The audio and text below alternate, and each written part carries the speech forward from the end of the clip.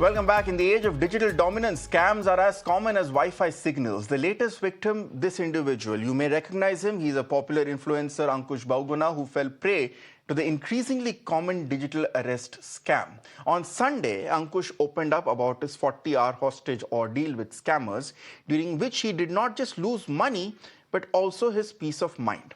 What started off as a call from an international number quickly spiraled into a chilling ordeal. The scammers pretended to be authorities, convinced Bahuguna that he was in deep trouble, claiming that his courier package containing illegal items was seized by customs in China and now he was under digital arrest.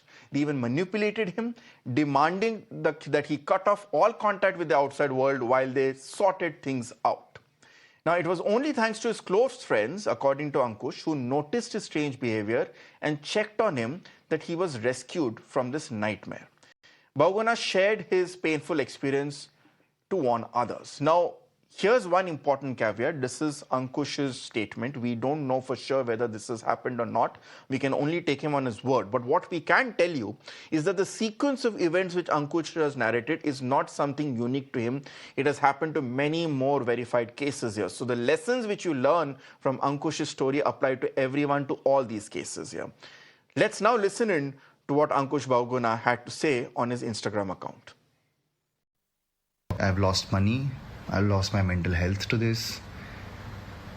And I can't believe that this happened to me. I'm talking about 40 hours of being isolated, of being on a digital arrest. This is very rampant. Itna ho raha hai as we speak. A lot of times when these scams happen, you figure it out in the first few seconds and you're like, but if you're someone like me who falls for it, this is how bad it can get. ये situation ऐसी बना देते हैं ना कि मतलब the way they talk to you, the way they're interrogating you, and the way they're telling you things like कि तुमने कराओ ना कराओ, तुम्हारी identity use हो चुकी है और सारे proofs तुम्हारे against है, तुम्हारी family under threat है, तुम under threat हो. And I wish I knew in the first 5 seconds to just cut that call and block these numbers. अगर तुम्हें at some point लगता भी है कि scam है, तो तुम सोचते हो कि भाई इतनी देर थोड़ी चलेगा scam, मतलब इतने 40 घंटे तक थोड़ी तुम्हें कोई scam करेगा, इतना वेला कौन होता है. I'm safe now. I've taken a day to process it, and अब तो मतलब मैं और मेरे दोस्त इस बात का मजाक भी उड़ा रहे हैं. So let's quickly go across to my guest to try and understand how big a problem this has become. We have been joined by Pawan Duggal, who's probably India's foremost cybersecurity expert, Nitesh Bhatia, also a cybercrime investigator, and Dr. Dhirendra Kumar, clinical psychologist and founder of Sai India and Ahead. Thank you all, gentlemen, for joining me on this show. Let me start with you, Ritesh. Ritesh, we have had this conversation several times on this show about digital arrest and how it's impacting everyone. But what is chilling in this case is how every time we come across these high-profile cases is that how the modus operandi continues to evolve. In this case, to me, what was the most horrifying aspect of the fact was where someone like Ankush was told that you do not move for the next 40 hours. You have to be constantly in frame, so you can't answer any messages, you cannot call anyone, you cannot answer any doorbell calls at your home. You have to constantly be at home. So it's not just the money which is lost, you're genuinely put under the sensation of being locked and under arrest at your own house. These are spine-chilling details and indicates how they're always a step ahead of us, these scamsters. Well, Ritangshu, this is not new. In fact, this started 1 year back and it was like that only. And that's the reason, it is called as a digital arrest. I mean, it's not a legal term as such. And now everyone is like, the journalists are referring as like digital detention because they are detaining you over there at the scene. I mean, I have a victim who's lost 6.5 crores and for 3 days, she was not allowed to go anywhere. Even if she had to go to the washroom, she had to take the phone with her. It is that bad. So the thing is, yes, it is serious. There is no change much in the, there's not much change in the modus operandi. The modus operandi still remains the same. You still have to be like, you are still threatened about the arrest being made to your family members.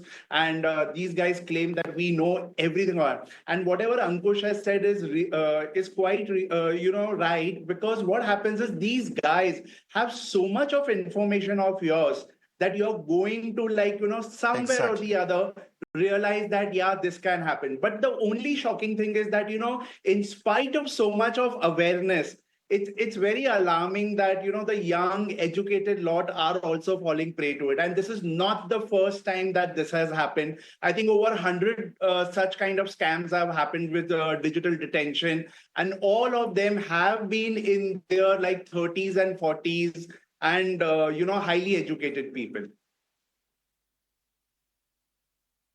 So let me bring in Dr. Dhirendra Kumar at this point. Dr. Dhirendra Kumar is someone who's a psychologist, someone who understands here. Can you answer the number one question that everyone has in this mind, something which Desh also pointed out, that someone like Ankush Bahuguna, he's not someone who is a senior citizen, someone who lives in a tier 2 or tier 3 cities that can be blackmailed saying that you are under arrest and be bowed and forced into bullied into submission. He is extremely internet savvy, especially social media savvy. He is, one would assume that he probably has enough intelligence and common sense to understand that a scam could be going on in normal circumstances. Yet in his own statement, he said that I was so scared that I stopped thinking about whether this was really going on. Despite the fact that I knew I had done nothing wrong, despite the fact that I knew that I was innocent, I was still almost hypnotized to a point of doing what these scamsters were saying. And that is a common statement all of us have heard through our experience whenever we are at the receiving end of these scams. Can you explain what really happens under such situations which allows even someone who's otherwise educated, aware, and intelligent to let go of all faculties of sense and intelligence and just give in to whatever the scamster is saying out of fear? Uh, Here, I would like to tell that he was quite educated and aware. But at the same time, the strategies that they employ are quite sophisticated in psychological terms. Like they'll start with providing you information about yourself. Like nowadays, so much information is available on social media, and they also fit the information. Plus, second thing, they start with the position of authority. Like they are enforcement directorate people, they have this much information, they will be well dressed. So they'll create a halo effect. And we as Indian, if you see, we are quite afraid of authorities, government authorities and agencies, the way they are Yes. depicted in media and the way we have got information about them. And since our early childhood, we are reared in a manner that we have fear of police and all those things. And in such a scenario, they cut your contact with the outside world. So you cannot discuss it with anybody else. The second thing, when the digital stack starts, then they hijack your thinking pattern. They are continuous questioning and all those things. And if you are deprived of sleep, then automatically your judgment gets impaired. And in such a scenario, you start complying. Second thing, they start with very minor things. When they say that you have been found, like this information has been found, then they will be gradually linking it to serious fraud. Plus, initially, they will ask you to do simple things like you have to just do check your email if there is anything like that or not, if this is there or not. And slowly they increase the demand. So it is a very sophisticated, systematic process, and the questioning system is very much like when the defense people capture any foreign soldier or anything like that, the way they interrogate, the same way goes here. Plus, at the same time, out of those scammers, one person would be who would be very charming and he would have sympathy with you. So they employ the tactics. Yeah. On one side, they are threatening, creating fear and urgency. On the other side, there is another So the very profession or classic scammer who is good cop, creating bad cop charm and routine. sympathy. So your critical thinking is hijacked and you are not able to make decisions in such a scenario. Fascinating, Dr. Kumar. The good cop, bad cop routine, and it's very interesting for us to understand and the points you made as to how the psychology gets hijacked and your decision-making process gets impaired at Dr. Dhirendra Kumar. You mentioned two very important points that led to someone in the case of Ankush Bahuguna getting scammed for 40 hours. One, of course, is the plethora of information about him that was relayed to him, which made it assume that that they were coming from a position of power and that they knew what was going on. Ritesh, let me brief. Ritesh, stay with us. Let me also bring in Pawan Dugal ji at this point. Mr. Dugal, the fact still remains that Ankush mentioned that these scamsters had his Aadhaar details, had his bank details, had his mobile number, his email ID, all those important details, and they bombarded him with that information, which made him realize, which often overwhelmed him to a point to understand, okay, if they have such details about me and accurate details about me, that means something genuinely has gone wrong, and these are not scamsters. Does this not indicate as to how woefully inadequate our data security systems are, that it is very possible even for a celebrity like Ankush Bahuguna's, his Aadhaar details, his bank account details to be available to anyone in the public domain? Well, the fact still remains is that at the time when we talk, India does not yet have a data protection law because the Digital Personal Data Protection Act 2023 has not yet been implemented. Only draft rules have now come up, and it'll be a couple of months since they get implemented. Also, coupled with the fact is the issue that India still doesn't have a dedicated cybersecurity law. So, these combination of factors clearly point out to a scenario where there's a policy vacuum. Because there's a policy vacuum, cyber criminals know that they cannot be pinned down, they cannot be exposed to criminal liability. It's correct that the Bharatiya Nyaya Sanhita 2023 has got a much more expanded coverage of cyber crimes. But when you read the Bharatiya Nyaya Sanhita 2023 along with the IT Act 2000, you still find that there are a large number of gaps available in terms of newly emerging cyber crimes being not covered. And because cyber criminals know that the law is inefficient, is not adequate, they'll end up doing these exercises. In today's scenario, trying to get somebody's Aadhaar number or other details is a child's play. You just have to spend some money and lo and behold, you get everything like that happening. So therefore, I think we need to holistically come up with new approaches so as to strengthen the ecosystem. And ultimately, the mindset that, look, it cannot happen to me is the wrong mindset.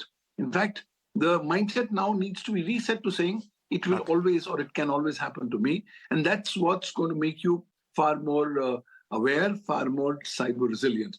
I think as we move forward, we will not only have to encourage Indians to go ahead and adopt cybersecurity as a way of life, but also equally adopt with open arms cyber resilience. Let's given it as a given fact that we will be attacked. The question is, how quickly can we come back to a state of normalcy? That's of topmost importance. In this case, this celebrity who's already a celebrity in But the Mr. ecosystem. Duggal, you mentioned. Please go ahead. You mentioned, Mr. Duggal, that the entire mindset has to change and there has to be a complete ecosystem of data privacy and security that needs to bring in. So on one hand, like for instance, in Europe, you have something like the GDPR, which takes it very seriously. Here you mentioned the laws need to change, but also about the ecosystem in general. In a place where even if I have to buy a pair of shoes, I have to give my mobile number to the shopkeeper. If I make any application for anything, I have to give a photocopy of my Aadhaar card. It's ingrained in a mindset that we have to give this as evidence of our identity at this point. How do we change this mindset that I'm not liable to give you my identification papers and it doesn't matter to me whether that boomerangs on me? Well, the time has come for us Indians to start recognizing and learning how to say a crystal clear no. The fact still remains is that when we are being asked a lot of this information, it's being given to us, given by us almost as a default. The time has come where we must start having element of suspicion, distrust, and mistrust in our minds. Let's not give information and let's wait for the consequences. That's a much better approach. Yesterday night, I was at a sweets shop, and for ordering certain sweets, they were asking my mobile number. I rejected, and consequently, they proceeded with the transaction. I think the answer to is clearly saying no. Let's learn only to share information on a need-to-know basis so that our information doesn't get flooded across in the ecosystem and then gets monetized and targeted to be used against us. Indeed. Ritesh, the other important, fascinating point which Dr. Dhirendra was making in his statement was that as Indians here, our psychology is to always be afraid of authority at this point. You ask any Indian, going to a police station or going to a courts is something which an experience which they hope they never ever have to go through. And that flies in the face. We have had senior cops like Vikram Singh and PK Jain on these discussions before, and they say, why don't you come to the police and say every time you have been scammed and every time you have been harassed? But the fact still remains to all of us, the instant we get a call from someone who says that I am a police officer, and especially if you see that person in police officials with the police logo behind him, the the first response all of us will be is to literally soil our pants. Yes, Sudhanshu, and that's the reason we have to understand one thing, that when it comes to the cyberspace, you just can't trust whatever you read, whatever you see, and whatever you hear. Everything, as Mr. Dugal rightly pointed it out, and I have been saying this since long, that use the POV method. Pause whenever you get anything related to in the cyberspace. Don't panic over there. Look at everything from zero trust. And lastly, verify that information. And you need to verify with offline resources. So in this particular case, even like, you're getting this digital arrest kind of thing, or, you're getting these calls on a daily basis. Even if you have an iota of doubt, just call up your local police station or call up 100, and they themselves will then tell you, listen, this is all is fake. And as far as the ecosystem that you were referring to, see, I think right now a lot of awareness is being done by the, by the government and by everyone related to this particular scam. But this, I know it all attitude, and no, I'm educated, I'm not going to fall in a trap like this. This mindset literally has to change, because this is something like, it can happen No, with anyone and everyone. And we need to adopt the principle of no, data Ritesh, I minimization. agree As with you, Mr. and I Dugal think, also said, no, learn to say Ritesh, no. very humbly, I don't think that is the core problem at this point. The core problem is, I'll just reiterate my question again. The Yeah. point is, you mentioned that every time you get this information, the SOP should be take a pause, step back, and say, okay, let me verify with my local Thana. But we have seen in Yeah. all these cases, even Ankush mentioned himself, they are immediately told, no, do not know it, they don't know it. If you do not respond right now, in the next 30 minutes, you will be under arrest, your family will be under arrest. The fear of the person in uniform, and that indicates the fact that at some level, the policing system in our country has failed to reassure citizens. It's become an instrument of fear that is being misused to manipulate them. Well, I completely agree to that point of yours. And this fear can be only and only removed by the police and by the government, because we all fear anybody in Exactly. uniform. We literally fear. So this particular fear, and the police always keep saying that we are your friends, we are your friends.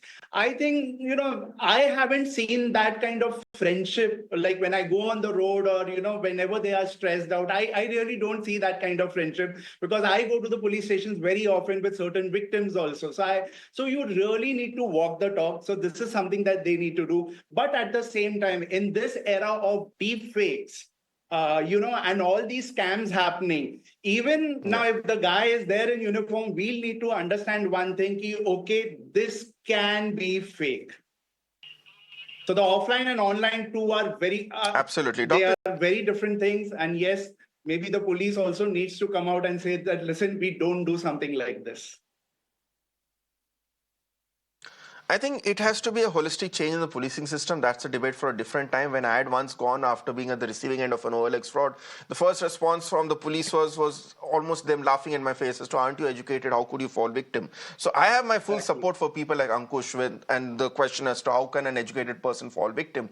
So Dr. Dhirendra Kumar, I'll come to you for the last word. You mentioned in great detail what happens to us when we are confronted in a situation like this and why we end up doing these mistakes, even though in reality we are often aware and we are aware that this is a scam is happening.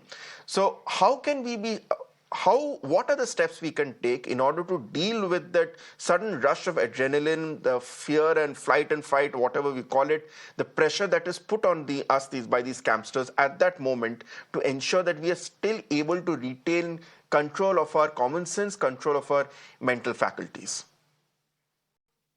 Yeah, because the techniques are quite sophisticated, it is really difficult, but it can be done. The first thing is we ask to take a pause. but that becomes really difficult. But you can start asking yourself questions in your mind, like, what will happen if I don't do this? If it is a scam, then what will happen? Basically, these two questions are very important. Second thing, you have to look from the perspective that whether the person, he or she has provided so much information, but what is the maximum thing that can happen in our country?